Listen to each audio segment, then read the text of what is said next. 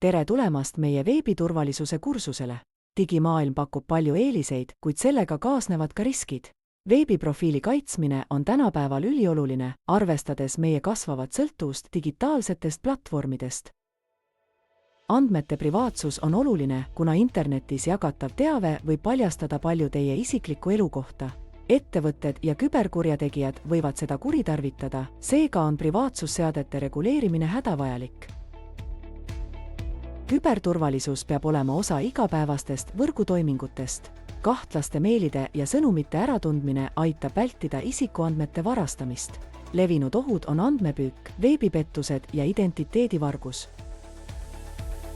Andmepüük on pettuslik katse saada tundlikku teavet, nagu paroolid. Ründajad teesklevad sageli seaduslikke ettevõtteid. Andmepüügikatsete äratundmine on teie teabe kaitsmiseks ülioluline. Olge ettevaatlik andmepüügikatsete suhtes. Pöörake tähelepanu punastele lippudele, nagu üldised tervitused ja mittevastavad URL-ID. Kontrollige alati saatja identiteeti ja hoiduge kiireloomulisusest. Internetipettuste äratundmine on hädavajalik. Petturid pakuvad sageli tehinguid, mis on liiga head, et tõsi olla. Olge skeptiline ja tehke põhjalikku uurimistööd, et vältida pettuste ohvriks langemist.